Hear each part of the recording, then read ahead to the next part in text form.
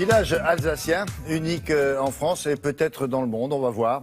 Il fait l'objet d'un documentaire, ce village qui sort aujourd'hui au cinéma et qui raconte une expérience menée par cette commune. Quelle expérience, Marie? Ah là là. Alors, Ungersheim. Cette expérience, en fait, c'est de la transition. Marie-Monique Robin, qui est donc la réalisatrice du documentaire, qui, elle, est plutôt connue pour dénoncer, entre autres, Monsanto, elle s'est lancée dans cette histoire. Parce que la transition, qu'est-ce que c'est? Transition énergétique, hein? Ouais. Qu'est-ce que c'est, à votre avis? Eh bien, c'est... En fait, les citoyens sont très préoccupés, entre autres, par le dérèglement climatique, et ensuite, ils ne veulent plus dépendre du pétrole. Alors, comment faire? Eh bien, grâce aux énergies renouvelables. Il y a des bâtiments qui sont autonomes en énégie. Ça, on est d'accord. Ils vont partager, ils vont, utiliser ce qu'ils cultivent, ce qu'ils produisent. Les enfants, par exemple, à la cantine, vont manger 100% bio.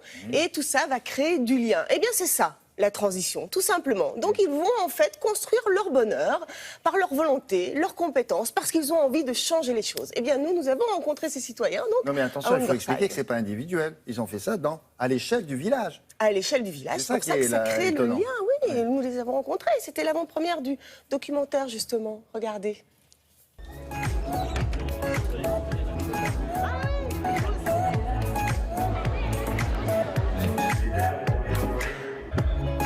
Bonjour. Bienvenue à Ungersheim. Notre village est en transition.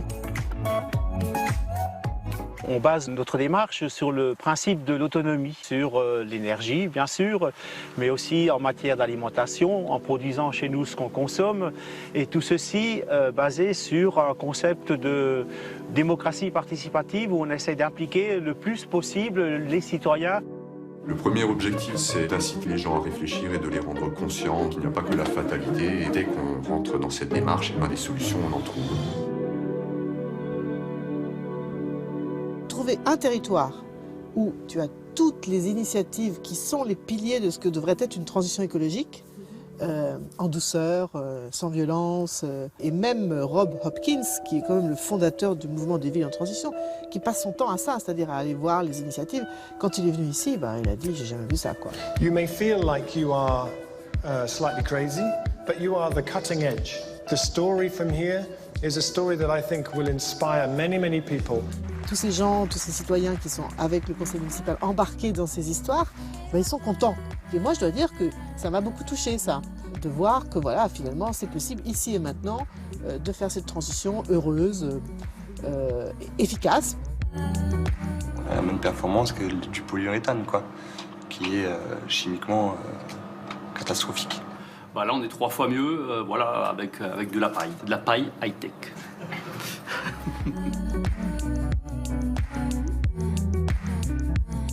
Ça, j'avais pas vu, tu vois, par exemple, ça. Chacun venait, non, faut pousser là, faut arrondir ici. Ça s'est fait comme ça, donc c'est des souvenirs en fait.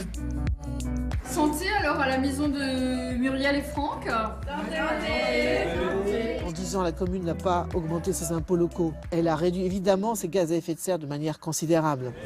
Waouh, maintenant ça commence les enfants, regardez. Elle a économisé 120 000 € en frais de fonctionnement. Et elle a créé une centaine d'emplois dans une commune de 2200 habitants. Qu'est-ce qu'on attend? Avec le film, on a eu pas mal de demandes de paysans qui nous ont dit « ouais, on se rend compte qu'on peut faire autrement, quoi. Et du coup, est-ce que vous pouvez nous aider ?» Ça fait vraiment plaisir, c'est super, vraiment.